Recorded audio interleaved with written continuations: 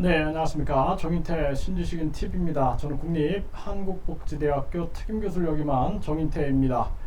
네, 심리치료와 발달 재활의 차이에 대해서 말씀을 드리겠습니다.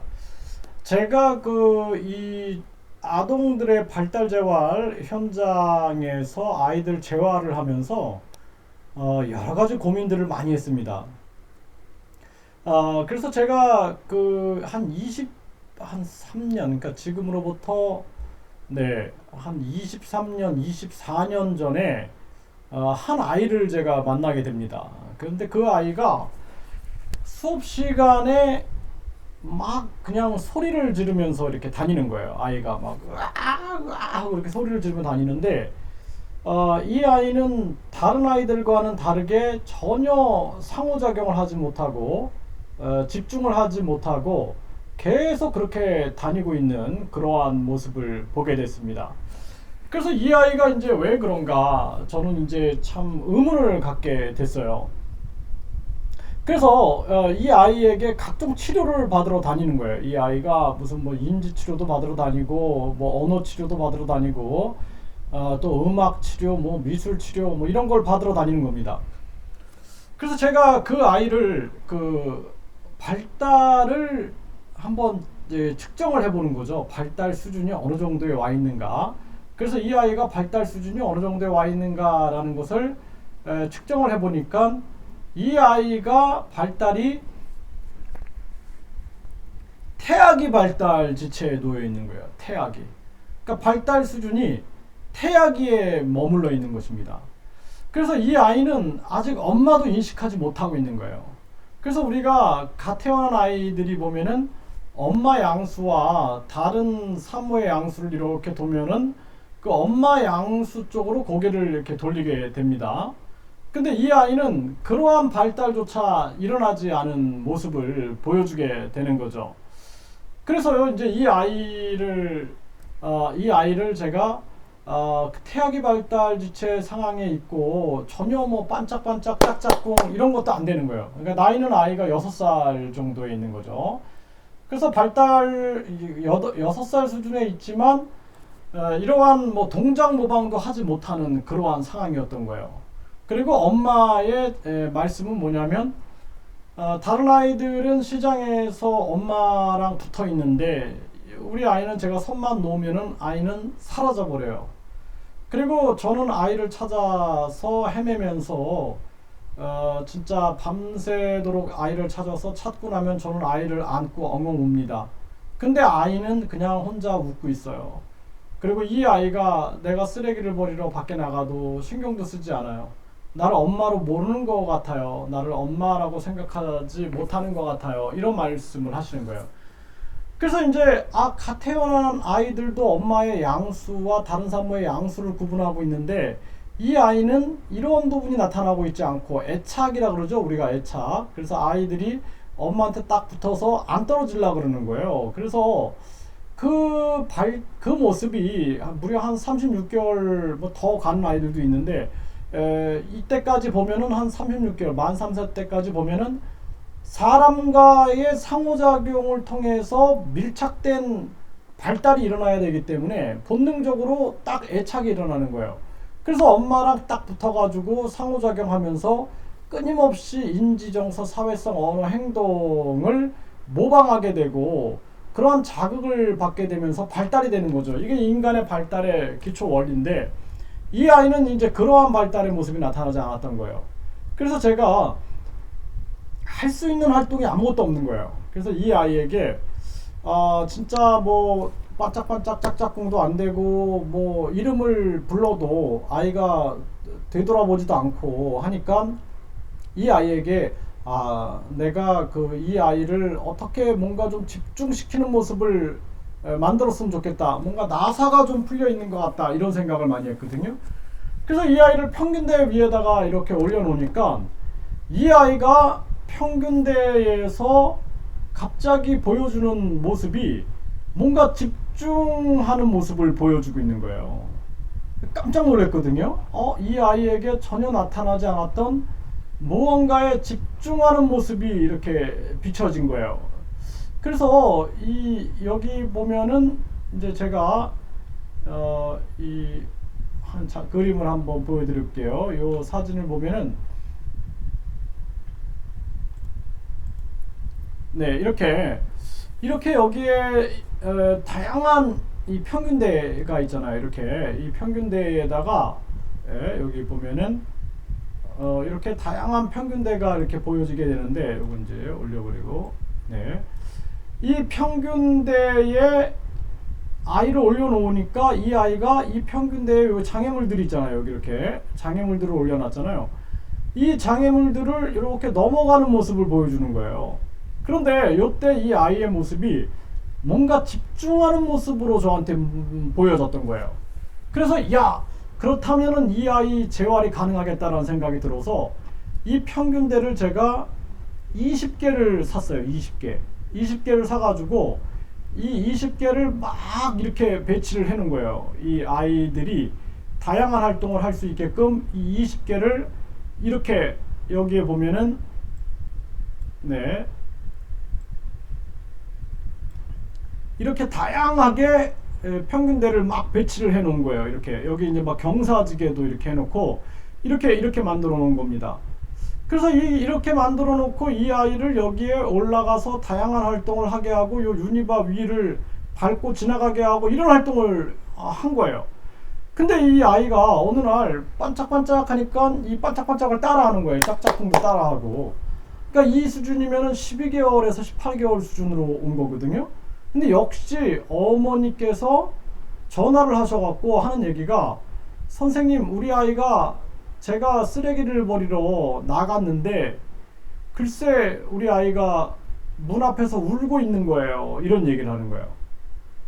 그리고 제가 시장에 갔는데 이젠 저랑 붙어서 떨어지지 않으려고 하고 있는 거예요. 이런 경험은 처음이에요. 이런 얘기를 하시는 거예요. 그리고 이 어머니께서 하신 얘기가, 갑자기 전화가 왔어요. 저한테. 선생님. 그래서 예, 무슨 일이세요? 그랬더니 글쎄요, 우리 아이가 저한테 엄마! 이렇게 말을 했어요. 이렇게 얘기를 한 거예요. 그래서 이 어머니께서 제가 이 아이한테 엄마라는 소리를 듣는 게 소원인데 이제 선생님께서 그 소원을 이뤄주셨다고 되게 기뻐하시는 거예요. 그래서 제가 이 아이들이 발달에 적합한 자극을 통해서 이 아이들을 발달시켜 나가는 것이 중요한데, 우리는 과거에는 뭐 귀신 들린 게 아닌가, 과거에 아주 옛날에는 이제 귀신 들린 게 아닌가, 또는 뭐 영적으로 문제가 있는 것이 아닌가, 뭐 이런 생각들을 한 거죠. 이제 심리학이 발전되지 않았을 경우에. 그러다 보니까 이 아이도 마찬가지로 뭐 교회 가서 무슨 기도 의식도 받고 막 이러는 거죠. 그리고 심리치료가 등장이 됩니다. 심리치료. 프로이드 아시죠? 프로이드가 정신분석 심리치료에서 인간의 무의식을 가지고 이제 심리를 치료하는 거죠. 네. 그래서 우리가 이제 사실상 인간의 마음에 조화와 균형이 무너지게 되면 이 심리적인 혼란이 오게 됩니다. 이럴 때 이제 심리치료가 필요할 수 있는 거거든요. 그래서 이제 저 MBPA 과학에서는 이 동양과 서양의 심리학을 아우르면서 가장 중요한 심리치료의 원리가 무엇이냐, 이런 것을 이제 설명하고 있는데, 이제 프로이드는 무의식을 가지고 인간의 마음을 치료하려고 했던 것이고, 프로이드에 반대했던 행동주의자들은 인간의 행동을 가지고 심리를 치료하려고 했던 거예요. 행동의 변화, 자극과 반응이라는 원리를 가지고. 그런데 그게 너무 동물적이지 않느냐 해가지고 인본주의적 치료가 나옵니다. 그래서 인지치료, 그러니까 내담자, 상담자와 내담자, 그렇죠? 내가 상담을 하고 이제 상담을 받는 사람을 내담자라고 하는데, 이 내담자 중심의 내담자가 스스로 치유할 수 있게끔 우리가 안내하는 입장으로 가자, 이런 입장의 치료들이 등장을 합니다. 그러다가 결국에는 인지와 정서가 연결되어 있지 않느냐, 그러면서 이제 합리적 인지와 행동이 연결되어 있지 않느냐, 합리적 인지 행동 치료가 등장하게 되는 것입니다. 또 한쪽에서는 정서 중심 치료들이 등장을 하면서 정서 쪽의 영역을 공략해서 여러 가지 심리 치료가 등장하게 되고 각 분야의 치료들이 이제 나옵니다. 뭐 연극 치료라든지 음악 치료, 미술 치료, 꽃을 가꾸는 화해 치료, 뭐 여행 치료, 이야기 치료, 뭐 운동 치료, 뭐 치료가 그냥 끝도 없이 나오게 되는 거죠. 그러니까 이 아이도 당연히 이런 치료 저런 치료를 받으면서 6년이라는 세월을 거쳤지만 정확하게 이 아이의 문제, 핵심 문제를 관역을 찔러주는 그러한 재활 프로그램이 없었던 거예요. 그래서 이때 이제 저는 이 MBPA, 여기 보이죠? MBPA라고 써 있어요. MBPA 이 발달 재활법을 개발을 해가지고 이거를 이제 전국에서 부모 교육과 전국을 다니면서 뭐 교육청 등에 강의를 하고 다녔던 거죠. 저는 뭐 제주도까지 다니면서 아주 미쳐서 다녔어요. 제가 그래서 전국을 다니면서 강의를 하고, 그 당시에는 제가 이제 텔레비전에 많이 나갔기 때문에 제가 강의하러 가면은 뭐 진짜 복도에서도 많은 수강자들이 복도에서도 막 수강을 하고 막 그랬던 적이 있어요. 그래서 이 아이들에게 우리가 이 발달이 지연됐다 그러면은 이 발달이 어디가 지연이 됐느냐, 6살인데 지금 태아기 발달 지체 상황에 있느냐, 12에서 18개월 상황에 있느냐, 24에서 36개월 사이에 있느냐, 이걸 딱 짚어내야 되는 거예요. 그리고 인지와 정서가 불균형이 돼 있느냐, 불균형, 균형적이 되어야 되는데 불균형이 돼 있는가, 이걸 또 균형으로 맞춰줘야겠죠. 또 잘못된 자극으로 인해서 이상 발달이 일어났다 그러면 이 이상 발달을 다시 우리가 온전한 발달로 만들어주는 작업이 필요하다는 거예요. 근데 이러한 측면들을 서양 학문들이 지적하지 못했던 거예요. 이게 서양 학문들의 한계가 너무 구분하고 찢어놓고 접근을 했던 것이죠. 그래서 MBPA 과학은 모든 것을 융합을 해서 결국에는 우주와 자연이 하나고, 우주와 자연과 인간이 하나고, 하물며 인간의 인지정서, 사회성, 언어, 행동이 하나다라는 그러한 입장에서 재활을 전개했던 거죠. 그리고 우리는 정확하게 구분을 했던 거예요. 우울증 같은 거는 심리치료의 대상이 되는 거예요. 근데 발달 재활이라는 것은 이상 발달과 발달 불균형과 발달 지체를 해결해 주는 방법이겠죠. 이게 다르죠. 그러니까 이거는 발달 재활, 이거는 심리 치료, 다른 거예요. 그러니까 인지 발달과 인지 치료는 다른 거예요. 정서 발달과 정서 치료는 다른 거예요. 사회성 발달과 이 사회적 치료는 다르다라는 거예요. 그래서 언어 발달과, 그리고 또 우리가 이 언어 치료도 발달장애 아동에게 접근할 때는 최대한 발달에 적합하게 이상 발달 문제를 해결하고 발달의 불균형 문제를 해결해야 한다는 거예요. 행동도 마찬가지죠. 우리가 심리 치료할 때 행동 치료와 우리 아이들의 행동 발달은 다르다는 거예요. 그래서 이렇게 혼란에 빠져 있는 거예요. 네, 이 재활 분야가. 그래서 우리가 장애 아동의 발달 재활, 이게 발달 재활이라는 용어를 제가 굉장히 많이 외쳤어요. 이게 뭐 치료라고 해가지고 무슨 치료하니까 부모님들이 혼란에 빠지는 거야. 이게 병원에서 치료하는 것처럼 치료하는구나.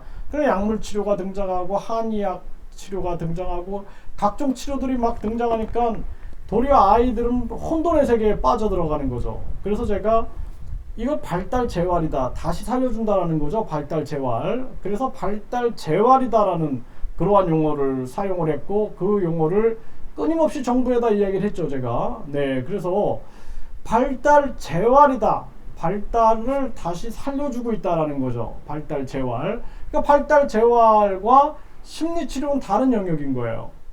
그러니까 놀이를 통한 발달 재활과 놀이 심리 치료는 다르다라는 거예요. 놀이를 통해서 저 아이가, 어떤 아이가 불안장애를 가지고 있는데 그 불안장애 원인을 찾아내서 그 불안장애를 치료해 주는 것은, 이거는 놀이 심리 치료가 되는 것이고, 놀이를 통한 발달 재활은 놀이를 활용해서 인지정서, 사회성, 언어, 행동을 발달시켜 주는 거죠. 이해되셨습니까?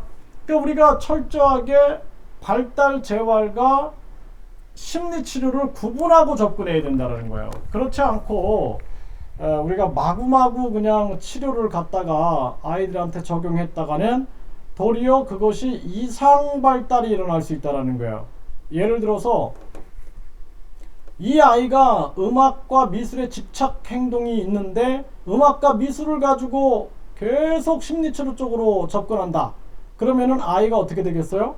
아이가 도리어 음악과 미술에 집착하는 더 이상 행동이 가중화될 수 있다는 거예요.